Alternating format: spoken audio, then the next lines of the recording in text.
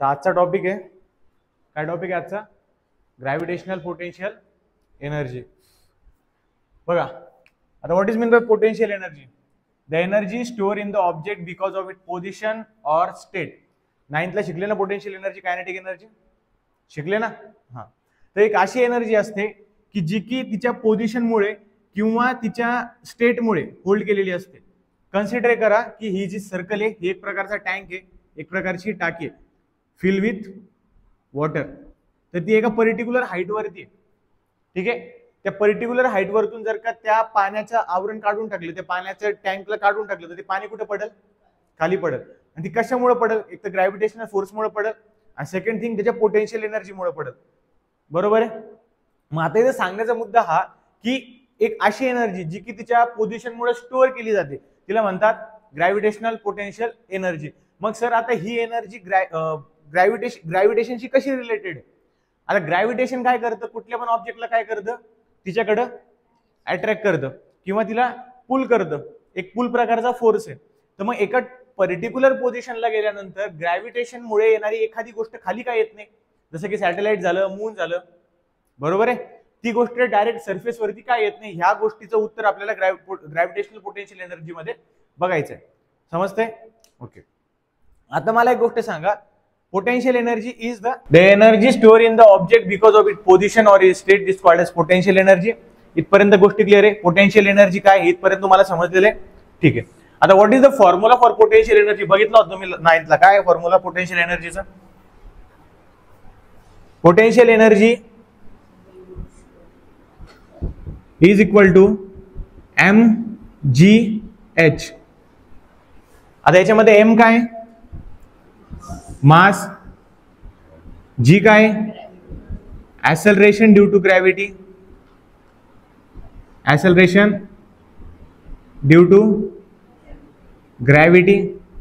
आणि h काय?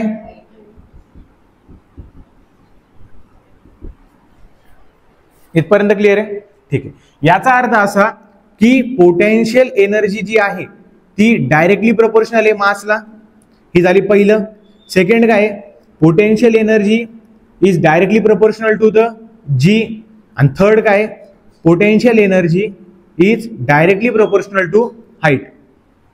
म्हणजे मास वाढलं तर पोटेन्शियल एनर्जी वाढणार, ऍक्सेलरेशन ड्यू टू ग्रॅव्हिटी वाढली तर पोटेन्शियल एनर्जी वाढणार, आणि हाईट वाढली तर पोटेन्शियल एनर्जी वाढणार. डायरेक्टली प्रोपोर्शनलचा मिनिंग असतो की एखादी क्वांटिटी काही पर्टिक्युलर अमाऊंटनी वाढली तर समोरची क्वांटिटी पण त्याच अमाऊंटनी वाढते. मग आता एक कन्सिडर करा की दोन केसेस आहे आपल्याकडे. पहिलं केस आहे the h compare to the radius is small. याचा मिनिंग कसा? आता कन्सिडर करा की एखादी गोष्ट ही अर्थ सरफेस मध्ये, हा सेंटर पासून सरफेस पर्यंत काय आपली रेडियस, अर्थची रेडियस, सेंटर पासून सरफेस पर्यंत काय अर्थची रेडियस. पण एखादा ऑब्जेक्ट जर का पर्टिक्युलरली सरफेस मध्ये असेल आणि तो h हाईट पर्यंत असेल, म्हणजे r च्या कंपॅरिझन मध्ये h काय कमी आहे, काय कमी आहे. अशा कंपॅरिझन मध्ये काय करतो आपण? g ची व्हॅल्यू जी आहे ती कॉन्स्टंट यूज करतो. कॉन्स्टंट म्हणजे कसं सर? काहीतरी त्याला एक कॉन्स्टंट व्हॅल्यू देतो. g is equal to maybe आपण 9.8 घेतो किंवा अप्रॉक्सिमेटली 10 घेतो मीटर पर सेकंड स्क्वेअर. समजतंय? अप्रॉक्सिमेट व्हॅल्यूज घेतो आपण. म्हणजे अज्युम करून चालतो की जर का h एवढी हाईट ही रेडियस पेक्षा जर का कमी असेल, रेडियस ऑफ अर्थ किती आहे? 6.4 किंवा 64,000 किलोमीटर. बरोबर. तर मग अज्युम करून चालतो आपण की जर का r पेक्षा एखादा ऑब्जेक्ट कमी हाईट वरती असेल, सरफेसच्या मध्ये असेल, तर त्याच्यावरती ग्रॅव्हिटेशनल पोटेन्शियल एनर्जी किती लागेल डिपेंड करतं की त्या ऑब्जेक्टचं मास आपल्याकडे असेल, त्याची हाईट आपण काय कन्सिडर करतो जेवढी असेल सेंटर पासून तेवढी, आणि जी ची व्हॅल्यू काय कन्सिडर करतो आपण 9.8 किंवा 10, म्हणजे काहीतरी कॉन्स्टंट कन्सिडर करतो. इथपर्यंत गोष्ट क्लिअर आहे? पहिली गोष्ट कन्सिडरेशन कळाली, पहिली केस कळाली का? ठीक आहे. नेक्स्ट केस काय? Object at infinite distance. आता ऑब्जेक्ट इन्फानाइट डिस्टन्स वरती. इन्फानाइट डिस्टन्स म्हणजे काय? काय? अनलिमिटेड. मग आता ज्यावेळेस ऑब्जेक्ट इन्फानाइट डिस्टन्स वरती आहे, इट मीन्स की तो अर्थ सरफेस पेक्षा पण कुठे वरती आहे. ही झाली अर्थची रेडियस, आणि या सरफेस पेक्षा पण ऑब्जेक्ट ह्या पोझिशनला आहे. म्हणजे हे जे डिस्टन्स आहे हे कन्सिडर करा इन्फानाइट डिस्टन्स आहे. ठीक आहे. याचं मेजरमेंट करणं थोडं अवघड आहे मेजरमेंट, पण थोडं अवघड आहे. आता मला एक गोष्ट सांगा, आपण म्हटलो होतो की सर जी जर का वाढतोय तर याचा अर्थ असा पोटेन्शियल एनर्जी पण वाढणार आहे, बरोबर.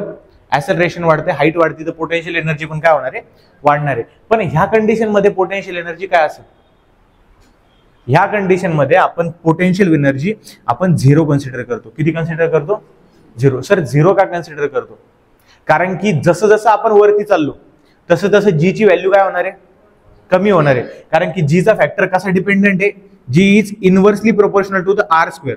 जी चा फॉर्म्युला काय, g is equal to G M upon r square. म्हणजे रेडियस किंवा हाईट वाढतीये त्यावेळेस आपली जी ची व्हॅल्यू काय होणार आहे, कमी होणार आहे, बरोबर. मग इथे जी चा व्हॅल्यू जो डायरेक्टली प्रोपोर्शनल मध्ये पोटेन्शियल एनर्जीचा, तो काय होईल, कमी कमी कमी कमी होत जाईल. मग एक ठराविक लिमिटला असं होईल की जो आपण जी कन्सिडर करणार आहे, जो आपण जी कन्सिडर करणार आहे तो किती असणार आहे, 0. कसं असणार आहे, तुमच्या ज्यावेळेस आपण व्हेरिएशन्स बघत होतो जी चे, त्याच्यावरती ना एका सेकंड काय होतं आपला height change with the height होतं ना, त्याच्यावरती तुमच्या व्हॅल्यूज दिलेल्या आहेत. माउंट एव्हरेस्ट वरती किती असेल, सॅटेलाइट वरती किती असेल, मून वरती किती असेल. जसं जसं तुम्ही वरती जाता जी ची व्हॅल्यू कमी कमी कमी कमी होत जाते. मग एका ठराविक पॉइंटला जी ची व्हॅल्यू काय होईल, 0 होऊन जाईल. काय होईल, 0 होऊन जाईल. मग आता 0 ज्यावेळेस आपण जी ची व्हॅल्यू घेतली तर पोटेन्शियल एनर्जीचा फॉर्म्युला काय, P is equal to mgh. मग आता याच्यामध्ये जर का m आणि h जर घेतला आणि इंटू 0 केलं तर व्हॅल्यू काय येणार आहे, 0 येणार आहे. काय येणार आहे, 0च येणार आहे. मग अशा कंडिशन मध्ये ज्यावेळेस जी ची व्हॅल्यू 0 असते त्यावेळेस पोटेन्शियल एनर्जी पण किती असेल, 0 असेल. किती असेल, 0. समजताय दोन्ही केसेस व्यवस्थित, काय अवघड चाललंय. ठीक. पहिली केस काय बघितली आपण, ज्या वेळेस h हा कम्पॅरेटिव्हली स्मॉल असेल कोणाच्या, रेडियस ऑफ अर्थ पेक्षा, त्यावेळेस आपण जी ची व्हॅल्यू काय घेतो, एक कॉन्स्टंट घेतो. ती कॉन्स्टंट काय असू शकते, 9.8 असू शकते किंवा 10 असू शकते. तुमच्या अप्रॉक्सिमेशन वरती 9.77 घ्या, 9.8 घ्या, काही पण घ्या. नंतर आपण काय बघितलं, केस 2, ज्यावेळेस ऑब्जेक्ट एका इन्फानाइट डिस्टन्स वरती असेल. इन्फानाइट डिस्टन्स म्हणजे किती, अर्थच्या सरफेस पासून खूप जास्त लांब असेल. मग त्यावेळेस त्याच्यावरती लागणारा पोटेन्शियल एनर्जीचा फोर्स कसा असेल, एनर्जी कशी असेल, 0 असेल. का, कारण की तिथं ऍक्सेलरेशन ड्यू टू ग्रॅव्हिटी काय होऊन जाते, 0 होऊन जाते. त्यांनी अर्थचा सरफेस क्रॉस केला, तो पर्टिक्युलर झोन क्रॉस केला की त्याच्यावरती ग्रॅव्हिटेशनल फोर्स बसणार आहे का, नाही बसणार. समजते. मग अशा कन्सिडरेशन मध्ये पोटेन्शियल एनर्जी काय होऊन जाते, 0 होऊन जाते.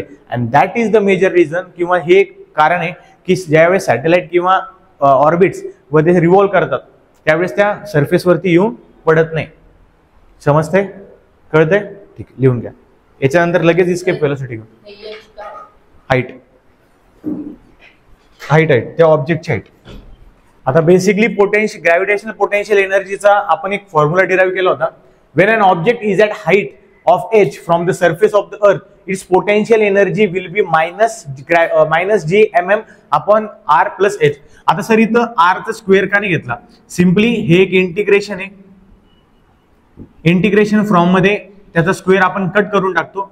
पण ज्या वेळेस एखादा ऑब्जेक्ट पर्टिक्युलर हाईट वरती असेल from the surface of the अर्थ, आता बेसिकली काय असतं की जर का तो सरफेस वरती असला, ऑब्जेक्ट काय असला, सरफेस वरती असला, तर सरफेस वरती असल्यानंतर त्याची जी व्हॅल्यू होऊन जाते ती 0 होऊन जाते. आता 0 काय होते, कारण की हाईटच काय, काहीच नाहीये. हाईट काय आहे का, नाही. तिथं व्हॅल्यू काय होते, 0 होते. मग अशा कन्सिडरेशन मध्ये जिथं आपला 0 होते तिथं आपण ती व्हॅल्यू काय घेतो, निगेटिव्ह मध्ये घेतो. काय घेतो, निगेटिव्ह मध्ये. म्हणून आपण इथं काय घेतलेलं आहे, निगेटिव्ह घेतलेलं आहे. समजतंय. मग निगेटिव्ह घेतल्यानंतर पोटेन्शियल एनर्जीचा फॉर्म्युला काय तयार झाला, negative gmm upon r plus h, in which m काय, मास ऑफ अर्थ, r काय, रेडियस ऑफ अर्थ. कळतंय. या दोन्ही केसेसच्या वरती तो पोटेन्शियल एनर्जीचा फॉर्म्युला डिपेंडंट आहे. जर का ऑब्जेक्ट सरफेसच्या मध्ये असला तर काय कन्सिडर करतो आपण, जी ची व्हॅल्यू एक कॉन्स्टंट म्हणून कन्सिडर करतो. तिथं आपण 9.8 घेतो किंवा 10 मीटर पर सेकंड स्क्वेअर आपण कन्सिडर करतो. पण एखादा ऑब्जेक्ट जर का इन्फानाइट पोझिशन वरती असला त्यावेळेस आपण काय करतो, 0 कन्सिडर करतो. कारण की डिस्टन्स जेवढं वाढणार, ऍक्सेलरेशन ड्यू टू ग्रॅव्हिटी तशीच कमी होणार. आणि जेवढी ती कमी झाली तर एका पर्टिक्युलर पॉइंटला आल्यानंतर ती काय होऊन जाते, 0 होऊन जाते. मग आता सरफेस वरती काय, सरफेस वरती ना हाईट आहे ना काहीच आहे. तर मग हाईटच्या वेळेस आपण काय करतो, याचे इंटिग्रेशन तयार करतो ज्याच्यामध्ये व्हॅल्यू काय येते, निगेटिव्ह मध्ये येते. काय येते, निगेटिव्ह मध्ये. मग ती व्हॅल्यू काय आली, minus gmm upon r plus h. Of course capital M म्हणजे mass of earth, small m म्हणजे mass of object, r means radius of earth, h means height of that object. समजतंय? From the centre of the earth किंवा surface of the अर्थ. कळतंय? ठीक, लिहून घ्या.